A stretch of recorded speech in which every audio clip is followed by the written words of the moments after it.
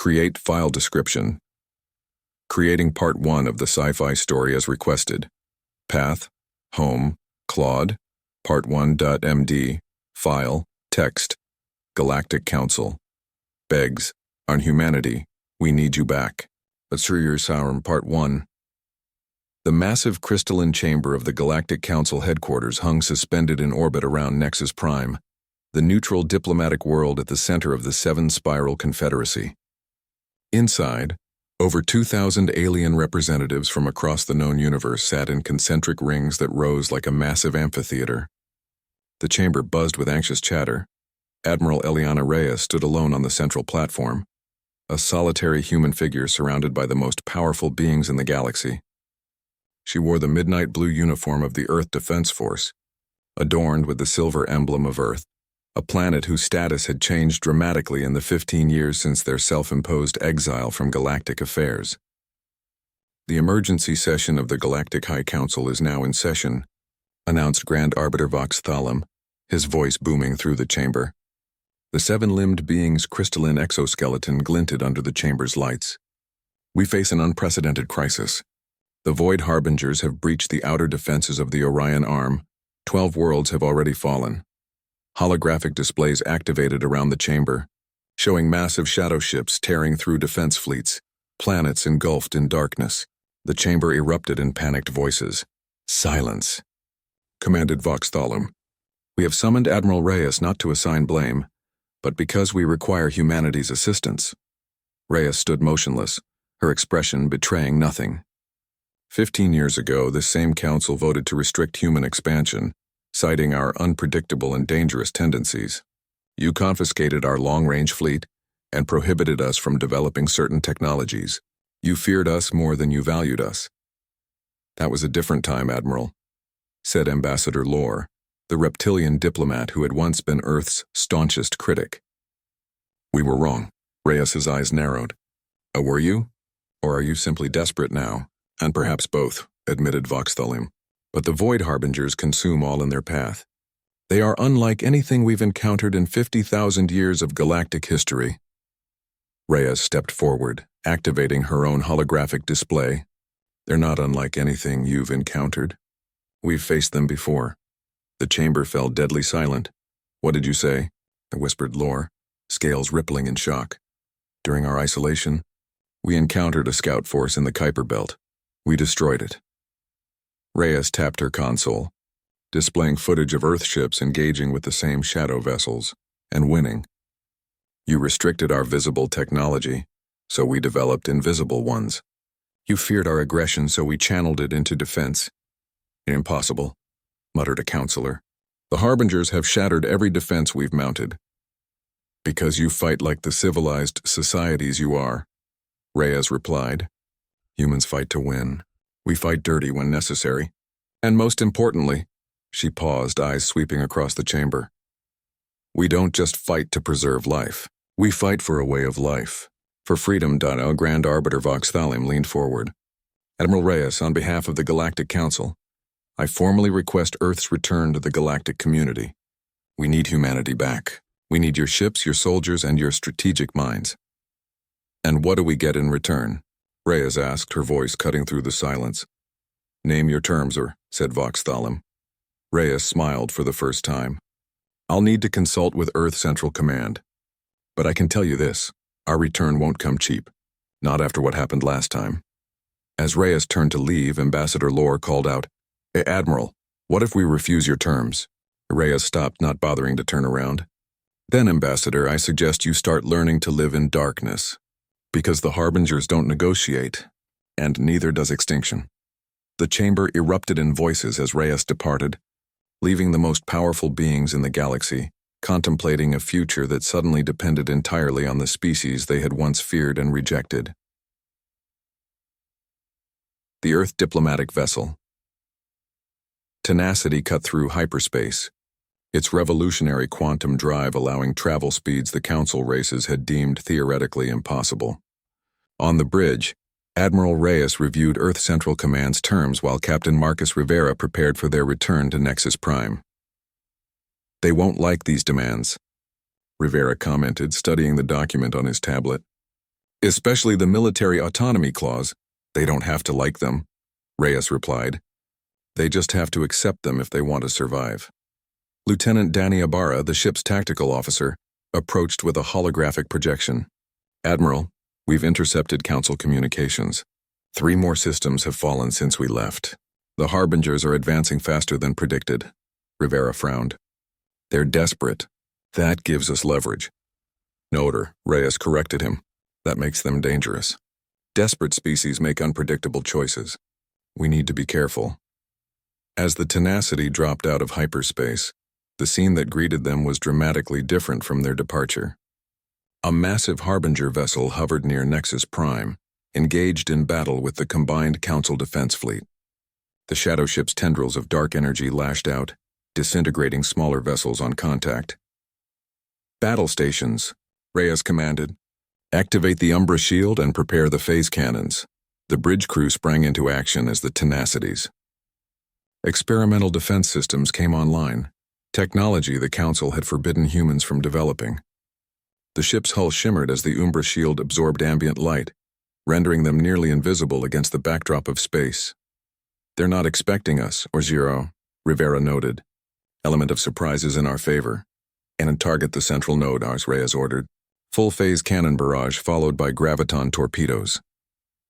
The Tenacity swept through the battlefield with a grace that belied its power, firing precision shots at the Harbinger vessel's weak points. The phase cannons, designed specifically to disrupt the Harbinger's unique energy signature, cut through the shadow ship's defenses. The Council fleet, witnessing the effectiveness of human weapons, rallied to provide supporting fire. Within minutes, the massive Harbinger vessel began to collapse, its dark energy dissipating into space. When the Tenacity finally docked at the Council station, they were greeted not with diplomatic formality but with stunned silence. Grand Arbiter Voxthalim himself waited in the docking bay. "One ship," he said, his voice betraying his amazement. "One human ship did what our combined fleet could not. A specially equipped ship with specifically trained personnel." Reyes clarified. "And this was just a scout. Their main force will be significantly more challenging." In the emergency session that followed, Reyes presented Earth's terms. The chamber erupted in protest when she reached the key demands: unrestricted development of defensive technologies, the return of confiscated human vessels, and most controversially, an independent command structure for human forces. "This is outrageous," declared Ambassador Krell of the Taurian Collective. "You're using this crisis to force concessions." "No," Reyes countered calmly. "We're establishing the conditions necessary for victory. Human forces cannot operate effectively under Council tactical doctrine. We've studied the Harbingers. We know how to fight them. You don't?" "What guarantee do we have?" asked a Phelan representative, their translucent body pulsing with concern, "and that once this crisis is over, humanity won't use these technologies against the Council races?" The question hung in the air. Rhea stepped forward, her voice level. 15 years ago, you judged us by what you feared we might become, not by what we had done. You punished us for potential crimes." She gestured to the holographic display showing worlds already consumed by the Harbingers.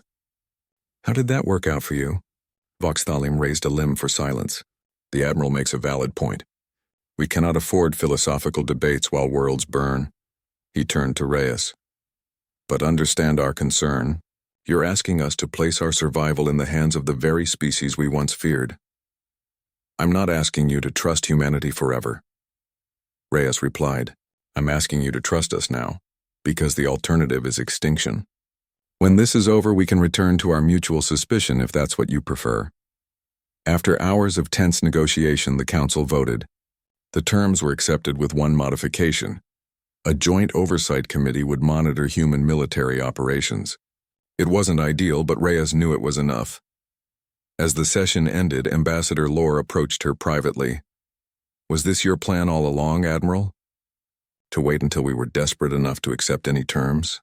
Reyes studied the reptilian diplomat. "No, Ambassador. Our plan was to prepare for the threat we knew was coming, with or without Council approval. The difference is now we don't have to fight alone." "And if you fail?" Lore asked quietly. Then we fail together, Reyes answered. But humans don't plan to fail. That's something the Council never understood about us. Create file description. Creating Part 2 of the Sci-Fi Story as requested. Path. Home. Claude. Part 2.md. File. Text. Galactic Council. Begs. Humanity. We need you back. Part 2. The human fleet arrived at the edge of Sector 9, the latest region under Harbinger attack.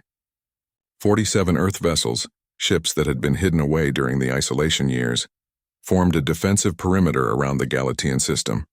At the center of the formation, the EDF flagship Prometheus served as the command center for what would be the first coordinated counteroffensive against the Void Harbingers. On the Prometheus, Admiral Reyes stood before representatives from 12 council races, explaining the battle plan. The Harbingers aren't just ships, she explained, manipulating the holographic display. They're extensions of a collective consciousness. We believe their entire species exists partially in another dimension, which is why conventional weapons have limited effect. Dr. Isabel Cohen, Earth's leading xenobiologist, continued the briefing. During our isolation, we discovered something crucial. The Harbingers communicate through quantum entanglement, but they have a central consciousness, what we call the Nexus Mind, that coordinates their attacks. Disrupt that, and their individual vessels become vulnerable. And if you knew this, asked Turian Commander Brevix, his mandibles clicking with suspicion, why didn't you share this information when you first encountered them? Captain Rivera answered, his voice sharp. Because the last time we shared advanced research with the Council, you used it as evidence that we were too dangerous to be trusted. Reyes raised a hand, silencing further argument. And what matters now is implementing this knowledge. We've developed technology that can track quantum entanglement patterns. We believe the Nexus Mind is located here. She highlighted a region of seemingly empty space near the system's outer edge. There's nothing there, observed Medusan tactician Zilva. Nothing in normal space, cries Dr. Cohen, corrected. But our dimensional sensors detect massive energy readings consistent with a fold in space-time. The plan was set in motion.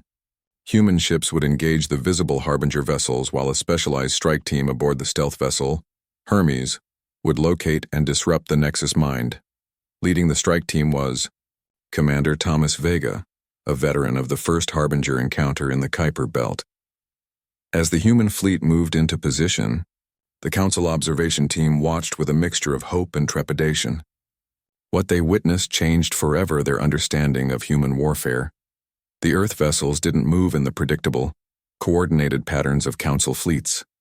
Each ship operated with near autonomy, adapting to changing battlefield conditions in real time. When Harbinger vessels anticipated one strategy, the humans immediately shifted to another. It was organized chaos, a fighting style that mirrored the unpredictability that had made the Council fear humans in the first place. They fight like predators, whispered Ambassador Lore to Vox Thalim as they watched from the Prometheus command deck. Not like soldiers. No, Vox Thalim corrected. They fight like survivors. The battle raged for hours. Human ships took losses, but for every Earth vessel destroyed, 3 Harbinger ships were eliminated. Meanwhile, the Hermes slipped through the dimensional distortion, carrying Commander Vega's team toward the hidden Nexus Mind. What they found there defied expectation. The Nexus Mind wasn't a ship or a creature. It was a massive organic computer, a brain-like structure suspended in the fold between dimensions. And more shocking still, it bore unmistakable signs of artificial construction. The Harbingers weren't evolved, Vega reported back. They were created. This is a weapon system, not a species. Before Reyes could process this revelation, alarms blared across the Prometheus. The Harbinger vessels suddenly shifted tactics, abandoning their attack on the human fleet to converge on the dimensional rift where the Hermes had disappeared. They know, Rivera realized. They know we found their secret. What followed was a desperate race. The strike team worked to plant dimensional disruptors around the Nexus Mind, while the fleet fought to keep the Harbingers from reaching the rift. In the chaos of battle, the Hermes suffered critical damage, leaving the strike team stranded. Commander Vega made the call. We'll detonate the disruptors manually. It's the only way to ensure the Nexus Mind is destroyed. Negative, Commander. Reyes countermanded. We'll find another way. There is no other way, Admiral. Vega replied, his voice calm despite everything. The disruptors have to be precisely calibrated at the moment of detonation. Remote triggers won't work through the dimensional interference. A heavy silence fell over the command deck. Permission granted, Commander. Reyes finally said. Godspeed. The explosion, when it came, wasn't visible in normal space. Instead, a wave of quantum disturbance rippled outward, momentarily disrupting all technology in the system. When systems came back online, the effect was immediate and dramatic. The Harbinger vessels, cut off from their central intelligence, began moving erratically. Some simply shut down, while others attacked each other in apparent confusion. The battle was won, but at a terrible cost. The Hermes and its entire crew were lost in the dimensional collapse. As the fleet regrouped and began the process of eliminating the now vulnerable Harbinger vessels, Admiral Reyes addressed the Council representatives. The Harbingers were created as weapons, she explained, showing the data retrieved by Vega's team before the end. The question now is, created by whom and to what purpose? Ambassador Lore looked troubled. You believe this is only the beginning? I believe, Reyes said carefully, that we've won a battle, not the war. And I believe that humanity and the Council need to start asking some very uncomfortable questions about what else might be out there. As the Prometheus prepared to return to Nexus Prime with news of their victory, Dr. Cohen approached Admiral Reyes privately. There's something else in the data Vega sent back, she said quietly. Something I haven't shared with the Council observers yet. She handed Reyes a data tablet. On it was an image recovered from the Nexus Mind's core, a symbol that made Reyes's blood run cold. It was unmistakably human in origin, but from a civilization that had supposedly disappeared from Earth thousands of years ago. How is this possible? Reyes whispered. I don't know, Cohen admitted, but it suggests that humanity's connection to this conflict goes back much further than anyone realized. The revelation sparked an emergency meeting of Earth's highest military and scientific authorities. In a secure chamber deep beneath the European Defense Headquarters in Geneva, Reyes presented the findings to the assembled leaders. The symbol matches artifacts from multiple ancient Earth civilizations. He confirmed Dr. Alex Tanner, the foremost expert on pre-classical human history. We found versions of it in Sumerian tablets, Egyptian tombs, and even cave paintings dating back 20,000 years. We always assumed it was a coincidence. Not a coincidence, said Dr. Cohen, bringing up new data. The radiation signature from the Nexus Mind matches traces we've detected at archaeological sites around Earth, sites that have always defied conventional dating methods. Defense Minister Jackson leaned forward. Are you suggesting that humans have encountered these harbingers before? In our ancient past? Not just encountered them, Reyes replied. The data suggests we fought them, and possibly created them. The silence that followed was deafening. That's impossible, Jackson finally said. Human civilization only achieved spaceflight a few centuries ago. Current human civilization, corrected Dr. Tanner. There have always been anomalies in the archaeological record, technologies that shouldn't exist at their carbon-dated times, mathematical knowledge that predates known mathematical development. And if this is true, said President Alvarez, speaking for the first time since the meeting began, it changes everything we thought we knew about human history. It also explains why the Harbingers targeted human worlds first, added Cohen, and why our technology is uniquely effective against them. We're not inventing new weapons, we're rediscovering old ones. Reyes nodded grimly. The question is, do we share this with the Council? If humanity was somehow involved in creating these weapons thousands of years ago, it would confirm their worst fears about us. Finish, Jackson, Mr. countered Alvarez. It could provide the key to ending this threat permanently. If our ancestors fought this war before, they must have found a way to win. The debate continued long into the night. By morning, a decision was reached. Earth would continue its alliance with the Council, but would also secretly dispatch archaeological teams to sites around the planet that matched the radiation signature from the Nexus Mind. If humanity's past held the key to defeating the Harbingers, they would find it. As dawn broke over Geneva, Rhea stood at the window of her temporary quarters, watching the city come to life. 15 years ago, the Council had cast humanity out, fearing what they might become. Now it seemed possible that the Council had been right to fear, but for entirely different reasons. What were we? She whispered to herself. And what will we become? Create file description. Creating part 3 of the Sci-Fi Story as requested. Path. Home. Claude. Part 3 DMD. File. Text. Galactic Council. Begs. Your humanity. We need you back. Arsinurk Part 3. The revelation that the Void Harbingers were artificial constructs changed everything. As news of the victory in the Galatian system spread, the Galactic Council found itself facing an even greater question. If the Harbingers were weapons, who had created them, and why had they been unleashed now? The answer, it seemed, lay buried in humanity's distant past. Deep beneath the surface of Earth's South American continent, an international team of archaeologists and xenotech specialists gathered in a newly discovered chamber. The walls were covered in hieroglyphs that matched the symbol recovered from the Harbinger Nexus Mind. Dr. Elena Vasquez, head of Earth's Archaeological Authority, guided Admiral Reyes and a select group of council representatives through the ancient site. We've dated these structures to approximately 15,000 years ago, Dr. Vasquez explained. Long before any known human civilization should have been capable of such advanced construction or mathematical understanding. Ambassador Lore ran a scaled hand over the strange markings.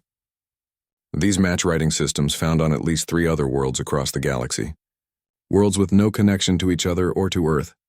Until now, Reyes added grimly.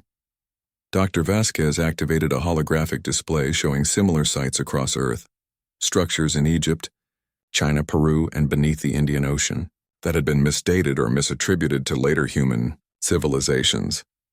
We believe an advanced human civilization existed on Earth far earlier than our conventional history records, she explained. And they weren't alone. They had contact with non-terrestrial intelligences.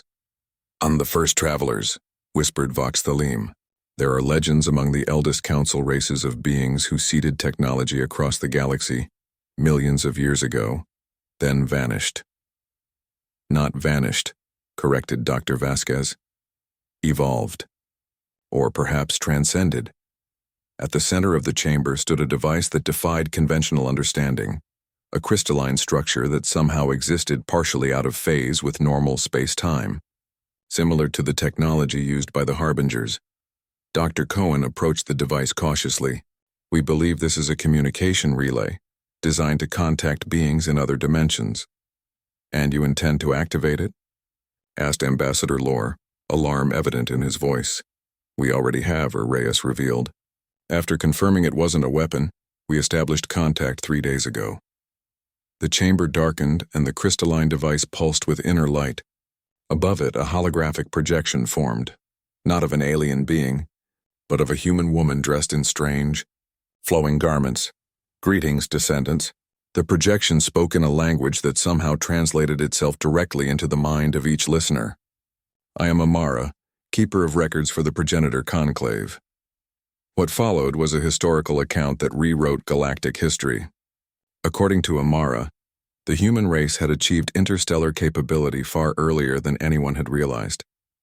These ancient humans, calling themselves the progenitors, had encountered other young species across the galaxy and formed the first interstellar alliance.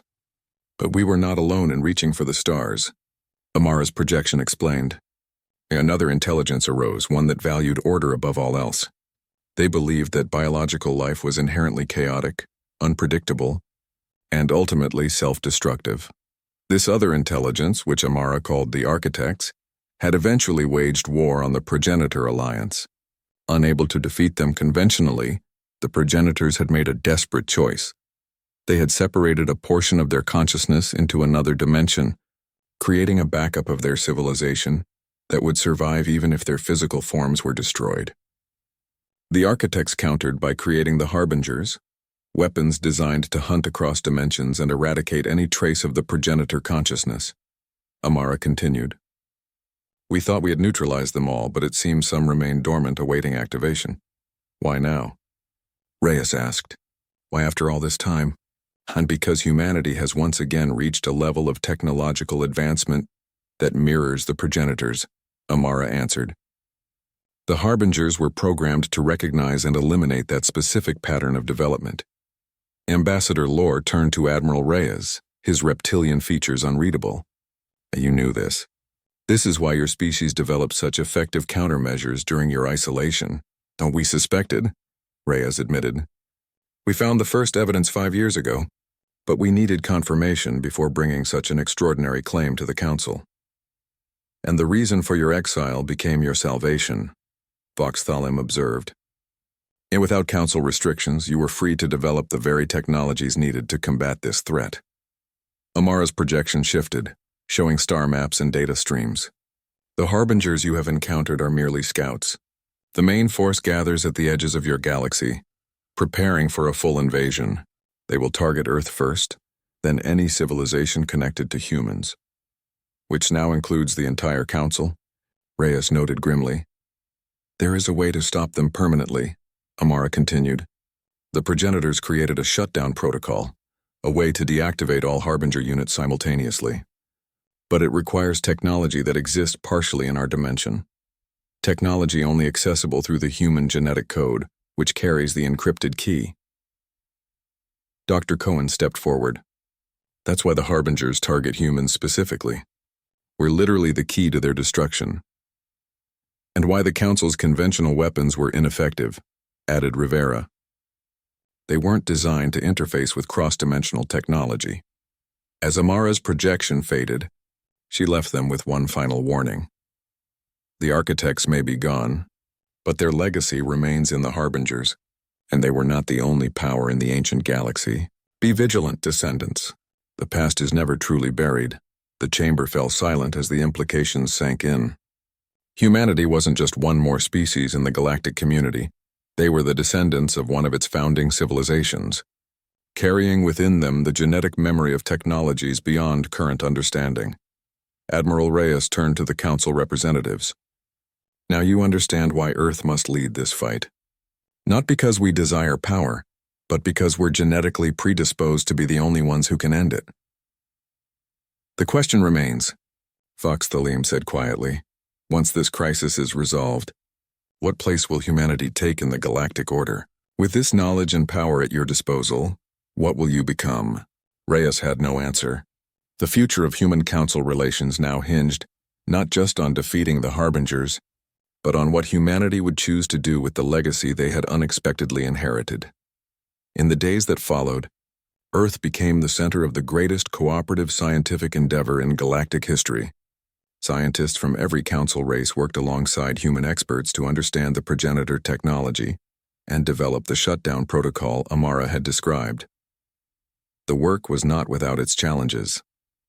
Cultural differences and lingering suspicions sometimes threatened to derail the project. More concerning were the reports from the Outer Rim. The Harbinger main fleet was moving faster than anticipated, consuming world after world as it advanced toward Earth. In a private meeting with President Alvarez, Admiral Reyes voiced her concerns. We're running out of time, she said, reviewing the latest intelligence reports. At their current speed, the Harbingers will reach Earth in less than 3 weeks. Dr. Cohen reports they've made a breakthrough with the shutdown protocol, Alvarez replied. But they need more time to test it. If it fails, the Harbingers reach Earth and everything ends. Reyes finished. We need to slow them down. How? We can't match their numbers in direct combat. Reyes hesitated. There might be a way. The Nexus Mind we destroyed wasn't the only one. Based on the data from Amara, we believe there are 7 in total. If we could locate and target another one. Now you're talking about a preemptive strike, Alvarez said. Deep behind enemy lines, yes, a small fast force might slip through their defenses. If we can take out even one more Nexus Mind, it could disrupt a significant portion of their fleet. And the Council won't approve sending human ships beyond the defensive perimeter, Alvarez warned. They're counting on us to implement the shutdown protocol here. Reyes smiled thinly. Then we don't ask for permission. We've still got ships they don't know about. Vessels developed during our isolation. The Shadow-class stealth cruisers. And if you're caught, then I take full responsibility, Reyes said firmly. The official story will be that I acted without authorization. After a long moment, Alvarez nodded. Do what you have to do, Admiral. Just make sure you come back. Earth needs you. The galaxy needs you. 3 days later, the stealth cruiser, Defiant, slipped away from Earth's defense perimeter, carrying Admiral Reyes and a volunteer crew on what might well be a suicide mission. As they activated their experimental dimensional drive, Reyes thought about Amara's warning about the past never truly being buried. The progenitors had faced this threat before and found a way to survive. Now it was up to their descendants to finish what they had started, to confront not just the harbingers but the truth about humanity's place in the cosmos. Create file description, creating Part 4 of the Sci-Fi Story as requested. Path continue home Claude on Part 4.md. File text. Galactic Council begs for humanity. We need you back. Brr. Part 4 the Stealth Cruiser. Defiant emerged from dimensional shift at the edge of the Cygnus Void, a region of space avoided by most galactic travelers due to its unusual gravitational distortions. Admiral Reyes stood on the bridge watching as the sensor officer mapped the surrounding space. No sign of pursuit, reported Lieutenant Commander Jackson. Dimensional shift successful. We're approximately 15 light-years ahead of the Harbinger fleet. Good, Reyes nodded. They began passive scans. Look for the quantum resonance pattern we identified from the first Nexus mind. The Defiant was unlike any ship in Earth's known fleet. Developed in secret during the isolation years, it incorporated both recovered Harbinger technology and innovations born of humanity's unfettered research. Its hull was composed of a unique metamaterial that absorbed rather than reflected sensor sweeps, and its engines left no conventional energy signature. Admiral, called Dr. Wilkins, the xenotech specialist who had volunteered for the mission. I'm detecting unusual energy patterns at bearing 047 Mark 223. It matches the dimensional fold signature we're looking for. Button and how far? Reyes asked. Just under 2 light days. But there's something else. Wilkins frowned at his readings. The signature is pulsing, almost like a beacon. Reyes felt a chill run down her spine. It's a trap, or an invitation, suggested Commander Talia Vega, the ship's executive officer and sister of the late Commander Thomas Vega. Maybe the Harbingers want us to find them. Either way, we proceed with caution, Reyes decided. Minimal power, full stealth protocols. I want us close enough to scan that signature in detail before we commit to any action. As the Defiant crept closer to the energy source, the crew grew increasingly uneasy. The Cygnus Void lived up to its name, a region of space that seemed unnaturally empty, devoid of the usual stellar matter and radiation that filled most of the galaxy. It's like something cleaned this area, Dr. Wilkins observed, swept it clear of everything but the most stable stars. Even now the architects, Reyes suggested. If Amara was right, they valued order above all else. Perhaps this was one of their experimental regions. After 18 hours of careful approach, the Defiant reached a position that offered a clear view of their target. What they found was nothing like the Nexus mind they had encountered before. Instead of the organic-mechanical hybrid structure, this was a massive installation, a construct that appeared to be built into the fabric of space-time itself. Sections of it were visible in normal space, while others seemed to phase in and out of reality, existing partially in the other dimension Amara had described. That's no Nexus mind, whispered Vega. It's a city. Or a fortress on life signs, Reyes asked. Jackson shook his head. Nothing our sensors can detect is life, but there are energy patterns consistent with active systems. Reyes studied the structure thoughtfully. If it's not a Nexus mind, what is it? And why does it match the quantum signature we were looking for? Before anyone could answer, the communication system activated unexpectedly. A voice, neither human nor machine but something in between, spoke directly into their minds rather than through the ship's speakers. Descendants of the progenitor line, you have been expected. The bridge crew froze, Reyes recovered first. Identify yourself. Comrade, I'm Sentinel, guardian of the archive. The patterns of your technology and biology mark you as progenitor successors. You seek the means to defeat the Harbinger resurgence. Reyes glanced at her officers before responding. Yes, we're tracking a second Nexus mind. Our intelligence suggested it would be in this region. Your intelligence is incomplete. The Nexus minds are not separate entities but nodes of a greater whole. What you seek is here, but it is not what you believe it to be. The view screen shifted, showing them a three-dimensional map of the installation. At its center was a pulsing core that matched the energy signature of the Nexus mind they had destroyed. This facility was constructed at the end of the Architect-Progenitor War. It contains the master control protocols for all Harbinger units. The node you destroyed was merely a subsidiary control system. Hope surged through Reyes. Are you saying we can deactivate all the Harbingers from here? Of course, yes. But it requires progenitor genetic authorization. The system must confirm you are true descendants before granting access. Why are you helping us? Vega asked suspiciously. Oh, what are you? As I am an interface created by the last progenitor council to ensure their legacy would not be lost. I have waited for thousands of your years for descendants to return. The activation of the Harbingers indicated the time had come. Reyes made her decision. We need to board that installation. Prepare an away team. Vega, Wilkins, and Jackson with me. Tactical gear, full environmental suits, and quantum disruptors. The shuttle journey to the installation was brief but tense. As they approached, sections of the structure phased into solid reality, creating a docking port that matched the specifications of their craft. It was as if the facility was adapting to them, rather than the other way around. Inside, they found corridors that shifted and changed as they walked, adjusting to their presence. The architecture was unlike anything human or council engineers had ever created, organic yet precisely geometric, with surfaces that seemed to ripple with encoded information. It's responding to our DNA, Wilkins observed, scanning the walls with his handheld device. The whole structure is reading us at the molecular level. Aunt Sentinel's voice guided them to the central chamber, a vast spherical room with a crystalline structure at its center that matched the one they had found in the South American chamber on Boye. Earth D, the master control node, requires direct genetic interface, and Sentinel explained. One of you must connect physically with the system.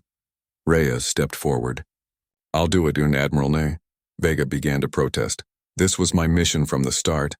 Reyes cut her off. If something goes wrong, you get back to the ship and warn Earth. As Reyes approached the crystalline structure, it began to glow with an inner light. Tendrils of energy reached out, wrapping around her arms and connecting to the skin exposed. At her wrists were her environmental suit ended. The sensation was like nothing she had ever experienced, as if her consciousness was simultaneously expanding beyond her body while being examined at the most fundamental level. She felt the structure reading her DNA, comparing it to patterns stored in its memory, verifying her as a descendant of the progenitors. Then, abruptly, the process stopped. The tendrils withdrew and the crystal darkened. What happened? She demanded. Genetic verification incomplete, Sentinel responded. You are descendants but altered. The war changed your line. What does that mean? Wilkins asked. The architects did not merely fight the progenitors. They attempted to rewrite them, to bring order to what they saw as chaos. Your DNA contains traces of their interference. And the architects tampered with human evolution? Vega's voice was incredulous. Yes. After the progenitors retreated to their dimensional sanctuary, the architects modified the remaining biological specimens on your world. They believed they could create a version of humanity that matched their vision of order. So we're part architect? Reyes tried to process this new information, in a limited sense. The experiment was abandoned when the architects themselves faced extinction from another threat.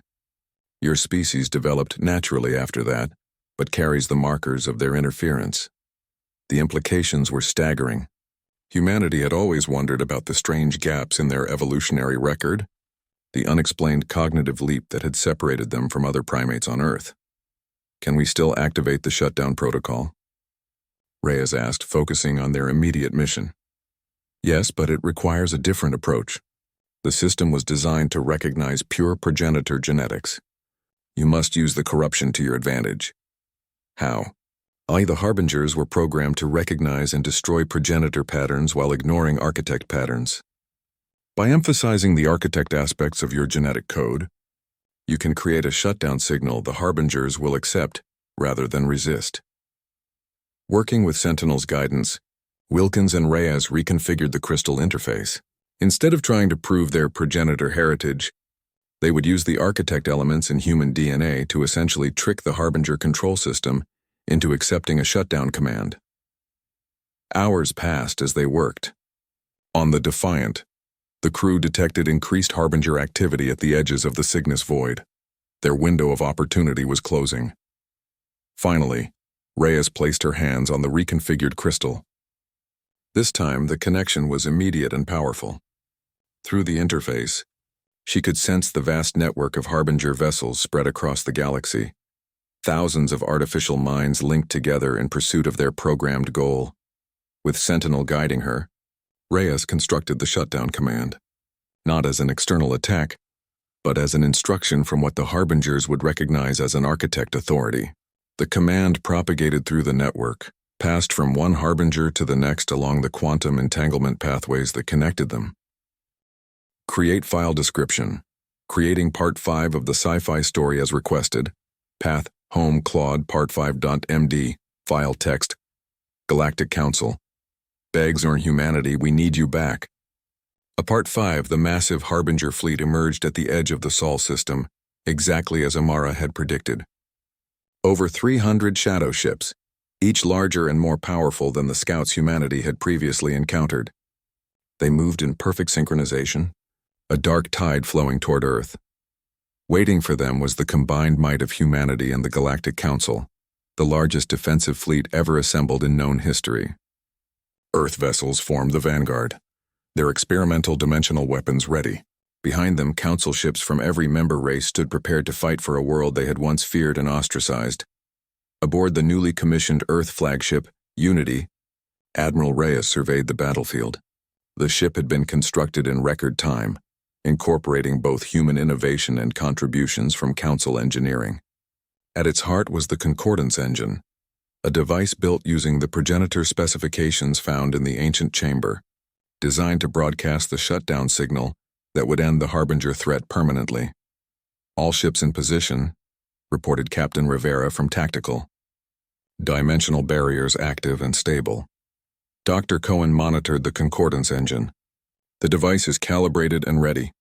We'll need to get within 50,000 kilometers of the Harbinger command vessel to ensure complete signal propagation. Ambassador Lore, now serving as the Council's official liaison to Earth Command, stood at Reyes's side. The Council fleet will create the opening you need, Admiral. We may not understand all of this progenitor technology, but we can certainly draw fire. Reyes nodded her appreciation. After months of joint operations, the initial distrust between human and Council forces had given way to a wary respect, and in some cases, genuine camaraderie. Harbinger fleet accelerating, announced Lieutenant Ibarra. They'll reach engagement range in 3 minutes. Reyes opened a channel to all ships. This is Admiral Reyes. Today we face an enemy created to eradicate intelligent life as we know it. But they were created to fight the civilizations of the past, not the unified force we've become. She paused. Humanity and the Council have had our differences, but today we stand as one. Not just for Earth, not just for the Council worlds, but for all life in this galaxy and beyond. The battle that followed would be studied in war colleges across the galaxy for generations to come. The Harbingers struck with overwhelming force, their dimensional weapons tearing through the outer defensive lines. But the combined fleet held, using tactics developed jointly by human and Council strategists. Where Council ships provided disciplined, coordinated firepower, human vessels executed unpredictable maneuvers that kept the Harbingers off balance.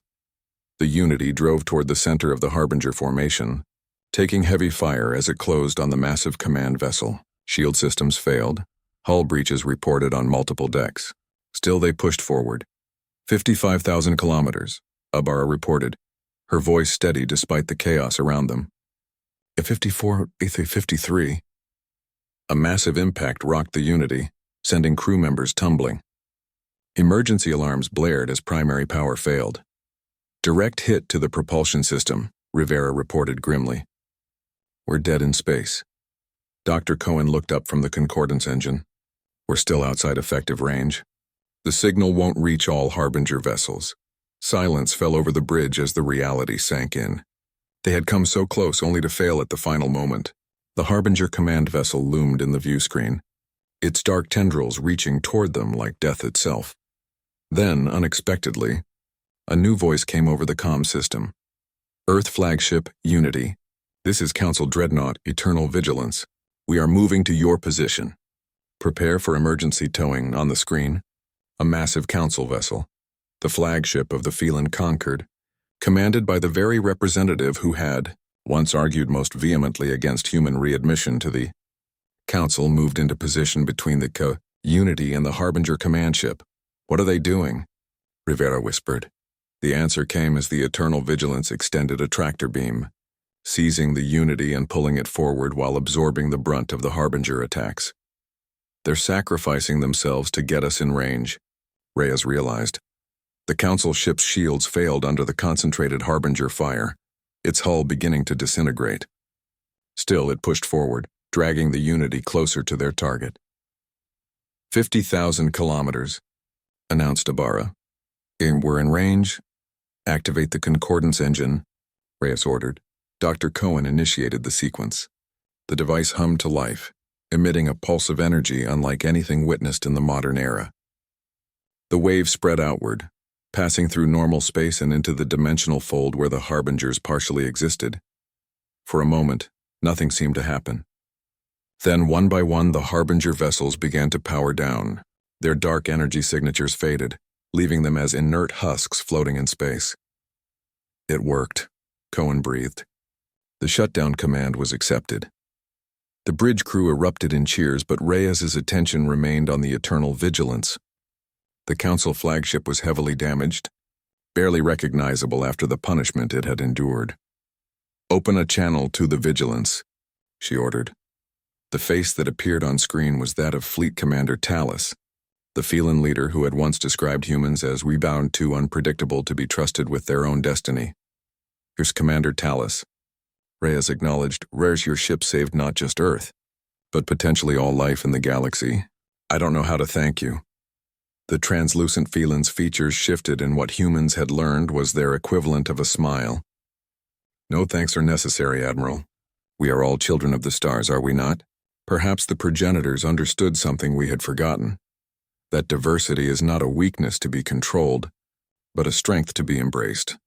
In the days that followed, as the combined fleet gathered the deactivated Harbinger vessels for study, a new galactic order began to take shape. The Council, recognizing both the contribution and the potential of humanity, formally rescinded all restrictions placed on Earth 15 years earlier. More significantly, they offered humanity a permanent seat on the High Council itself, a position no newly discovered species had ever been granted before. In a ceremony at the rebuilt Council chambers, Admiral Reyes, now appointed as Earth's first High Counselor, addressed the assembled representatives. 15 years ago, this council feared what humanity might become, she began. That fear led to restrictions, which led to resentment, which nearly prevented us from standing together when it mattered most. She gestured to the holographic display showing the progenitor star maps and the ancient alliance they had formed.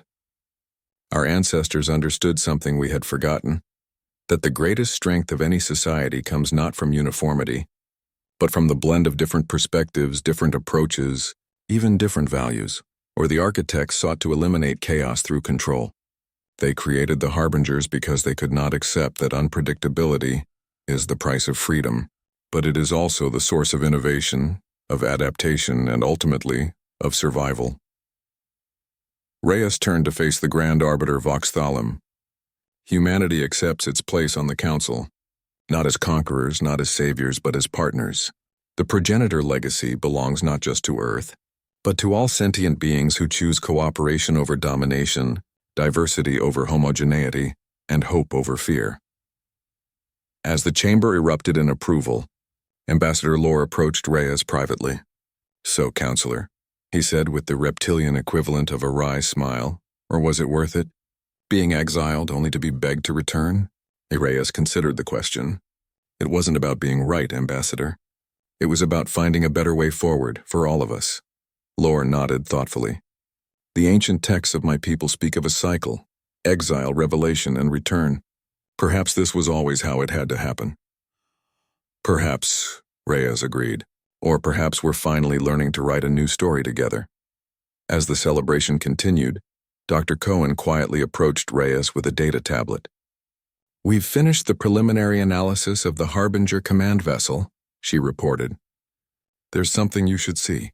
The tablet showed an area deep within the alien ship, a chamber containing thousands of crystalline structures, similar to the one they had found on Earth, but these weren't communication relays. According to the analysis, they were stasis pods designed to preserve consciousness indefinitely. "Are they active?" Reyes asked, keeping her voice low. "No," Cohen replied. "But they're not empty either. They contain something. Patterns that our sensors can barely detect." "Among the architects?" Cohen shook her head. "We don't think so. The patterns have similarities to the progenitor technology, but they're different. Something else entirely." Reyes handed back the tablet. "Classify this information at the highest level. Share it only with the Joint Human Council research team." As Cohen departed, Reyes gazed out at the assembled representatives of 1,000 worlds, all celebrating a new era of cooperation. The Harbinger threat had been neutralized, but Amara's final warning echoed in her mind. The past is never truly buried.